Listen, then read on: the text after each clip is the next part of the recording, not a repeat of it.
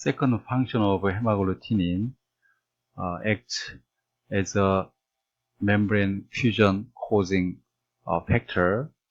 That function is very essential in escaping from the endosome after it enters into the host cells. I'm going to explain the second function. So you are looking at the schematic diagram of the structure responsible for the second function at low pH. Okay, actually it has a very long stretch of alpha helix, about 100 angstrom long, and at the bottom you see C-terminal portion has the bented alpha helix. At the end you see hairpin structure, and followed by short alpha helix at the C-terminal. In addition, there is another beta, single beta from the HA1. So three betas are in antiparallel. In B, you can see trimer altogether.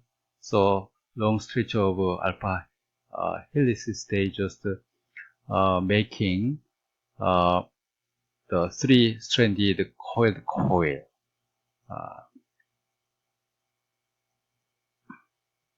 This slide illustrating the large conformational changes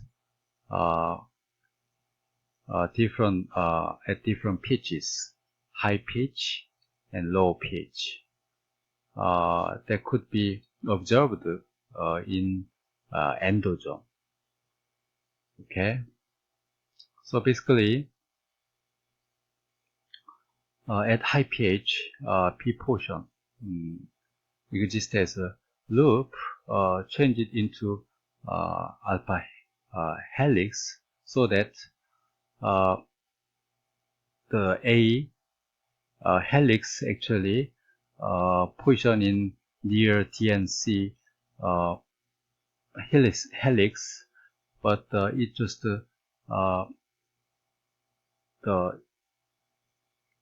has a long stretches of continuing alpha helix, as we saw in previous slide. Another change could be observed in the middle of the C and D alpha helix, that could be converted into a loop instead. Okay, so this kind of the loop just positioning the lower bottom structures into this configuration.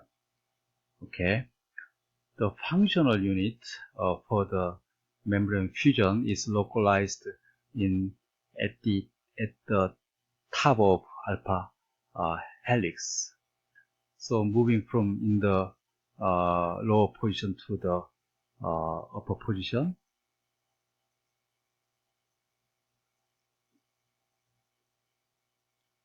So this schematic representation just try to explain the position after it just undergo dramatic conformational changes at low pHs. Okay, so this is at high pH with the whole globular and along the neck. So A has some the bented with loop positioning the fusion active peptide that could play the membrane fusion at this position, but the low pH just induce conformational changes. So ultimately fusion peptide just position this way. At the end, membranes are positioned.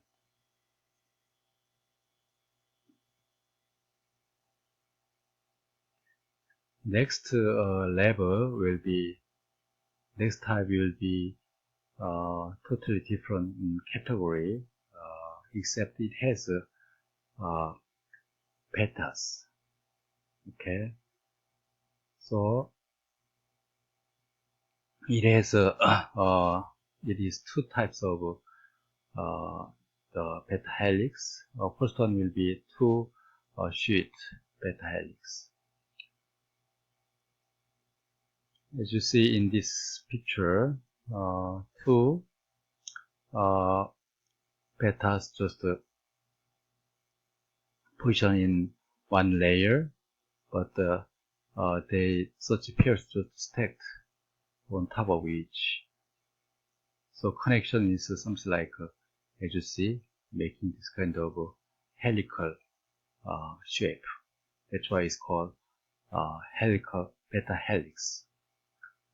So one layer with the same color, green or red one, actually parallel betas, making hydrogen bond between them, but there is no any hydrogen bond between different colors. What is the interacting forces between different colors? There may be the side chain interactions. Okay, so each layer of alpha helix are shown here, showing the conserved residues in loop regions. They do have a calcium ion, and also followed by highly conserved glycine Ni, glycine Ni, followed by lastly negatively charged D, aspartic acid. Okay, the other side also highly similar. It could be probably compared with beta alpha beta helix, where two betas are just parallel, and alpha and following two loops are important. Okay, in this case, they just make a region group, the interactions between beta and alpha and alpha and alpha. Okay.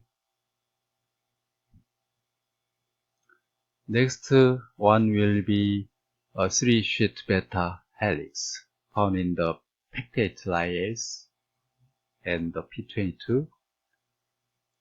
So each layer has 3 the betas.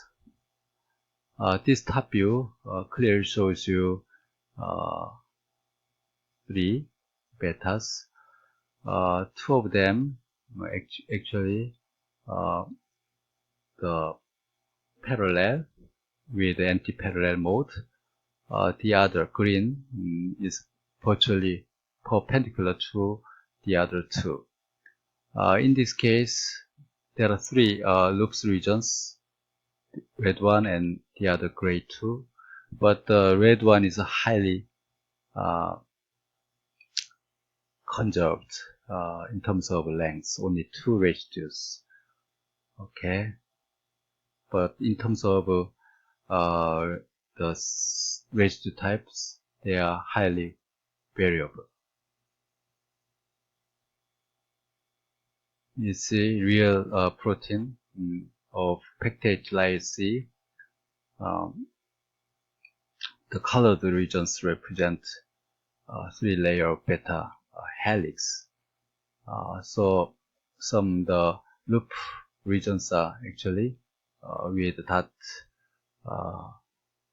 the regions actually stretched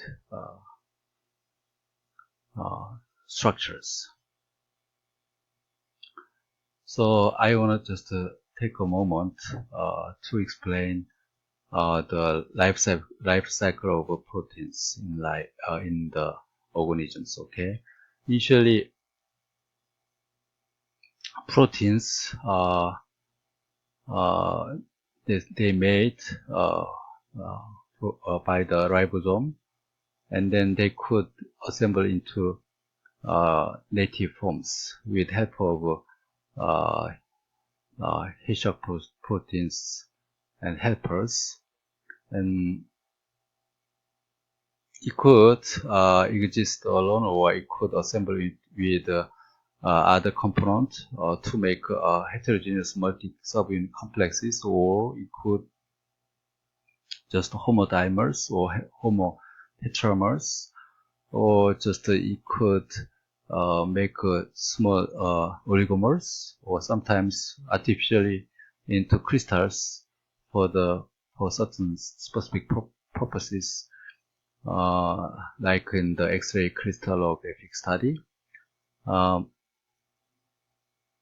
And this route to the bottom explains the degradation process when it is not required any longer. But I want to just point out some abnormal situation. Okay, sometimes it could convert it into some disordered aggregate, or it could just assemble into very ordered structures, like amyloid fiber.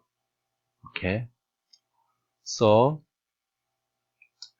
at this moment I'm going to just mention amyloid fiber on some abnormal type of structure. All kinds of proteins could be converted into this kind of circular beta helical structures. The EM picture just shows this kind of fibrous shape, but details are not clear yet, but probably something like this. That could be responsible for the many human important diseases like mad cow disease, prion disease, Alzheimer, Parkinson, Huntington diseases. Another twist in this field is amyloid sometimes plays a normal functions in life called functional amyloid. In most cases, this kind of amyloid just plays a role as a structure. Okay. For example, in A, amyloid fibrils, the black lines called Colli, serve as a structural scaffold to support for E. coli biofilm. In D, the female 17 amyloid fiber just concentrate and organize melanin precursors, enabling melanogenesis in mammals. Okay, something like that. So functional amyloid proteins just plays some structural roles, and also in my variety of plays a variety of roles.